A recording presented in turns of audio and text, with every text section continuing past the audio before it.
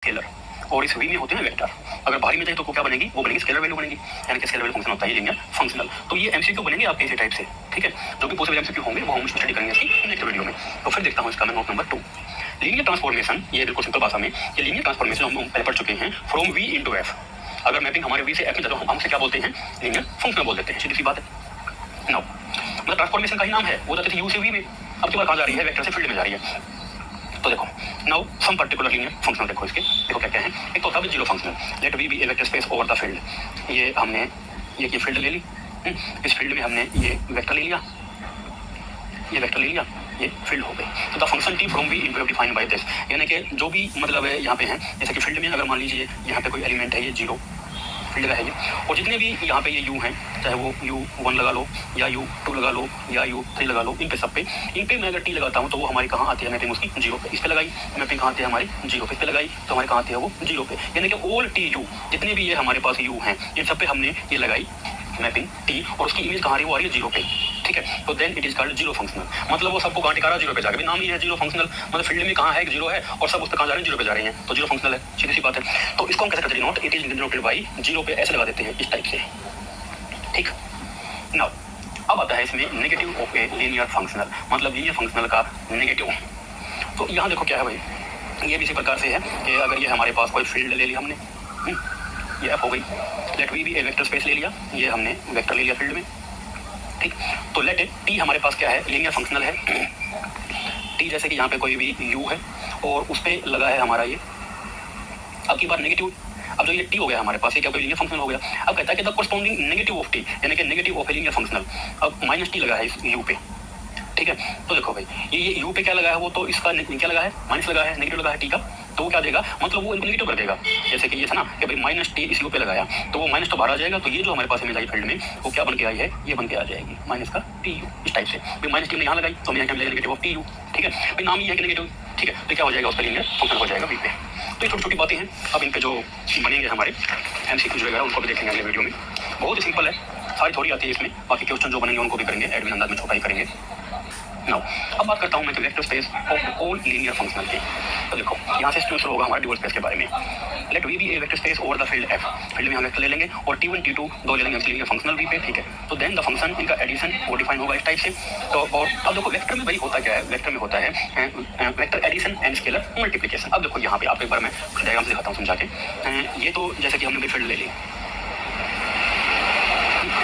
और फील्ड में ये हो गया अपना वेक्टर, ये हो गया वेक्टर और ये हो गई अपनी फील्ड। अब देखो क्या है इसमें कि लेट वी हमारे पास वेक्टर स्पेस है ओवर द फील्ड, फील्ड के ऊपर है, ठीक है। Now let T one T two be the linear functional on V. अब इस पे दो फंक्शन लग गए, एक तो टी1 और एक टी2। इस वी पे एक तो ये टी1 लग गया और इस पे एक फंक्शन हमारा ये टी2 लग गया, जो कि फील्ड में आ रहे हैं, वेक्टर से फील्ड में। नाउ अब जैसे वेक्टर एडिशन होता है, स्केलर मल्टीप्लिकेशन होता है, ठीक है, वहाँ होता है वेक्टर का addition in the vector space. यहाँ किसका लेंगे हम, यहाँ लेंगे हम एडिशन इसका मैपिंग का। तो मैपिंग का एडिशन, तो ये ले लिया भाई हमने कि T1 प्लस T2। अब ये जो T1 है ये भी कहीं लगा होगा U पे, ऐसे ये कहीं लगा होगा, ऐसे ही वेक्टर के अंदर मान लीजिए अगर यहाँ पे U है तो ये जो T1 T2 कहाँ लगा भाई, वो लगा है U पे, कहाँ लगा, वो लगा है U पे। तो वो क्या देगा, ये देखो, तो then the function T1 plus T2 defined by, इस टाइप से U पे लगा दिया T1 प्लस T2, मतलब मैपिंग का एडिशन। तो इस पे भी हो जाएगा, इस पे भी, तो T1 U plus T2 U for all U belong to V, ठीक है, सबके लिए। जैसे हमें क्या देगा, ये देगा हमको, यानी कि ये जो चीज़ है हमने यहाँ लगाई है T1 प्लस T2, इस पे U पे लगाया है, तो हमें क्या दिया इसने, इसने फिर यहाँ फील्ड में ये जो चीज़ है ना यहाँ लगी हुई है इस पे, तो T1 U plus T2 U। अब भाई मैपिंग का एडिशन तो हो गया, जैसे वेक्टर में हुआ करता स्केलर मल्टीप्लिकेशन, ऐसे ही यहाँ क्या होगा, स्केलर की मल्टीप्लाई कहाँ होगी, इस मैपिंग के साथ। तो ऐसे ही फील्ड का एलिमेंट ले लो कोई भी, जैसे कि फील्ड में अगर मान लीजिए हमारे पास कोई एलिमेंट ए है, ए होता है फील्ड में, बी होता है फील्ड में, कुछ भी ले लो फील्ड में। यदि ए कोई एलिमेंट फील्ड का, क्योंकि तो बाहर फील्ड है अंदर वेक्टर है, तो देन अब इसकी होगी मल्टीप्लाई इसके साथ, तो ए की मल्टीप्लाई टी के साथ।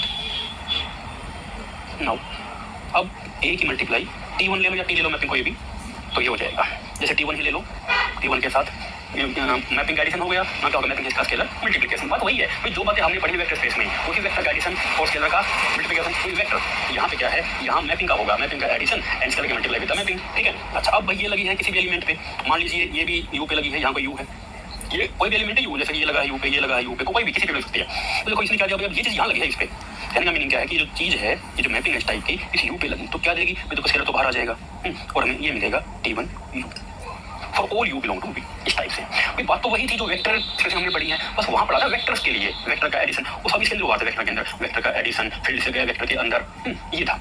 अब की बार मैपिंग कैसे पढ़ रही है, तो हमने क्या देखा कि अगर ए कोई भी एलिमेंट है फील्ड का, तो देन द फंक्शन ए की मल्टीप्लाई में उस मैपिंग के साथ डिफाइन बाई इस टाइप को क्या देगी, a T1 U for all U belong to V. ये वो क्या होगा लीनियर फंक्शन, क्योंकि आप तो फील्ड में रही हैं, क्या ये भी लीनियर फंक्शन होगा। नाउ तो then the set V star. अब देखो यहाँ फील्ड में हमारे पास अलग अलग आ रही हैं, फील्ड में हमारे पास जो चीज़ें आ रही हैं, अलग अलग चीज़ें निकल के आ रही हैं। काम तो यहाँ हुआ, लेकिन यहाँ बाहर उसका आउटपुट आ रहा है। तो इस प्रकार से जितने भी हमारे पास ये सेट आ रहा है वो लीनियर फंक्शनल का, ये आया, इसने यहाँ से कुछ वैल्यू इस पे लगाई, यहाँ कुछ वैल्यू इस पे, तो ये जो हमारे जो सेट आया ना इस टाइप से, ये जो सेट आया है मेरे पास, ये जो सेट आया है हमारे पास, ये जो सेट आया है, इसमें वही चीजें सारी जो कि वेक्टर स्पेस में बस फर्क क्या है, मैपिंग वाली चीजें हैं। तो देन द सेट जो वी स्टार आया है ऑफ ऑल लीनियर फंक्शनल जो भी वैल्यू आई थी, together with addition and scalar multiplication. भाई देखो एडिशन भी हो रहा है और स्केलर की मल्टीप्लाई भी है इस मैपिंग के साथ। Define above is a vector space, क्योंकि ये वेक्टर स्पेस, तो फिर ये भी क्या बनेगा, ये भी क्या होगा, वेक्टर स्पेस है। अब प्यारे बच्चे ये क्या है, ये है वेक्टर स्पेस, कहाँ है, ओवर द फील्ड। अब यही चीज है, अब तो पहले पढ़ चुके वेक्टर स्पेस की। अब देखो अगर फील्ड में भी आगे वही काम होता है तो ये भी क्या है, this is also vector space.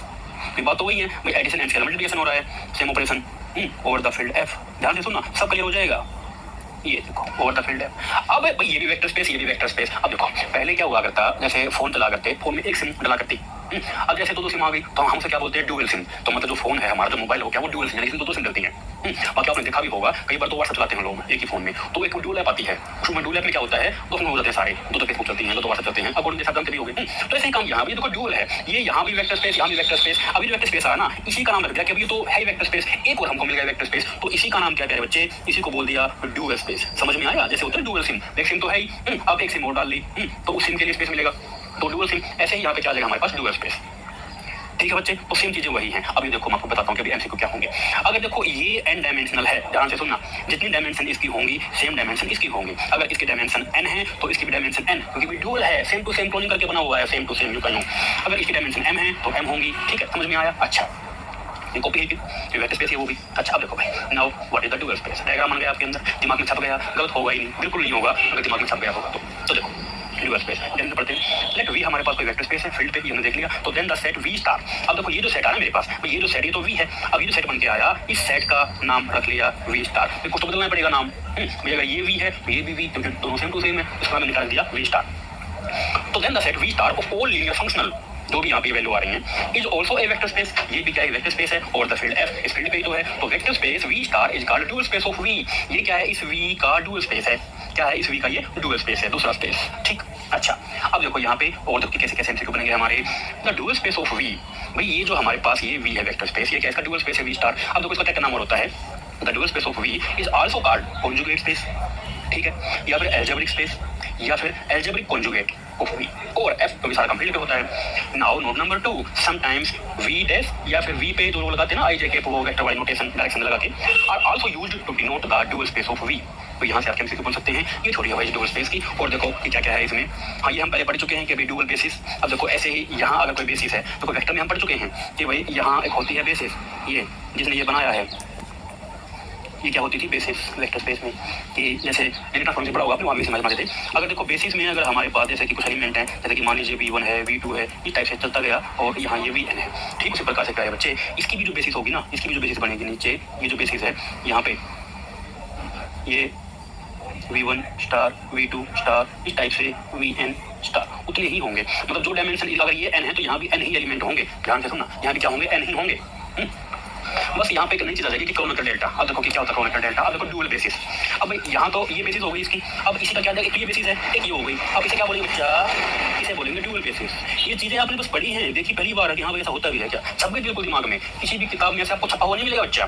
तो देखो ये डुअल बेसिस।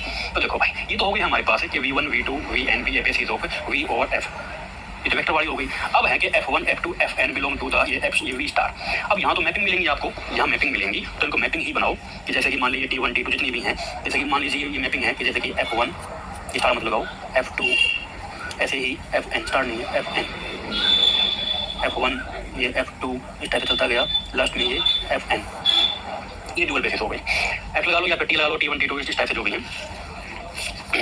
तो तो ये तो हो गई बेसिस हमारे पास किसकी वेक्टर की। अब वी स्टार में तो मैपिंग वाली सारी चीजें। ऐसे यहाँ क्या होंगी, जितने यहाँ एलिमेंट हैं उतनी यहाँ पे मैपिंग मिलेंगी आपको कि F1 F2 F3, ठीक है, क्योंकि उतनी मैपिंग आई, एक इसके लिए मैपिंग, एक इसकी मैपिंग, एक इसकी। देखो अगर n एलिमेंट है तो n ही मैपिंग होंगे obviously, n mapping belong to V star with the linear functional defined by, देखो ये काम की चीज है बच्चा। अब देखो F1 अगर लगा है V1 पे, ये देखो ये है मान लीजिए कुछ एलिमेंट है। अब देखो ये अगर सेम है, F1 लगा अगर 1 पे, सेम पे वैल्यू 1 है, यानी कि i बराबर j की है तो वैल्यू 1 आएगी, अगर i बराबर j की नहीं तो वैल्यू 0 आएगी। ध्यान से सुनना, सारे के सारे MCQ जो भी क्वेश्चन की भाषा में आएंगे, अगर करोगे बुक में तो लंबे चलेंगे, लेकिन हम करेंगे उनको एडविन अंदाज में, केवल इसी ट्रिक द्वारा। ये ट्रिक है कुछ में छोटा करने की। तो देखो अगर यहाँ ये देखो i है 1 की 1 से और 1 की 2 से तो 0, 1 की 3 से 0, 1 की 4 से 0, मतलब अगर बराबर नहीं है तो 0 इक्वल है तो 1, यानी कि 2 की 2 से 1, 3 की 3 से, यानी कि F3 V3 1, F4 V4 1। कहने का मीनिंग क्या है कि अगर मैपिंग लगी है 1 पे तो पहली मैपिंग पहले पे तो सेम के लिए, डिफरेंट के लिए अगर वही हमने 2 पे तो 0 आएगा, 3 पे 0 आएगा, समझ में आया। अच्छा तो ये हो गया भाई, अगर ये सेम है तो 1, सेम नहीं है तो 0। तो देन तो ये हमारे पास आई है बेसिस F1 F2 F यानी क्या बेसिस है वी स्टार के लिए, and is called dual basis, and we say that the basis ये FZ is dual to V। ये क्या उसकी ड्यूअल है, ये देखो जैसे यहाँ से ना ये बेसिस, ये वेक्टर की बेसिस, तो ये क्या इसकी ड्यूअल है इस साइड, क्योंकि जो हमारे पास ये जो साइड ये क्या है, ये स्पेस है इस मैपिंग्स का, ठीक। अब भाई अब आते हैं रिमार्क पे। यदि V हमारे पास n डायमेंशनल वेक्टर स्पेस था, जो पीछे बताया मैंने आपको, अगर V क्या है n डायमेंशनल है, मतलब बेसिस में n एलिमेंट हैं, तो देन V क्या है, आइसोमॉर्फिक है किसके, ड्यूअल स्पेस के, बिल्कुल उसके जैसा वो बनेगा, यानी कि वहाँ भी क्या होंगे n ही मैपिंग होंगे। हमने बताया था ना कि अगर यहाँ n है तो यहाँ भी n ही होंगे, आइसोमॉर्फिक होगा, सेम टू सेम। अच्छा तो now V is isomorphic to V star. अब इसके जो MCQ बनेंगे, इसका जो नेक्स्ट पार्ट आएगा उसमें इसके जो MCQ होंगे उनको जानेंगे। बहुत ही आसान है, यहीं से आएंगे अगर आपके MCQ बन जाएंगे तो, बाकी ठीक है। Okay, thank you.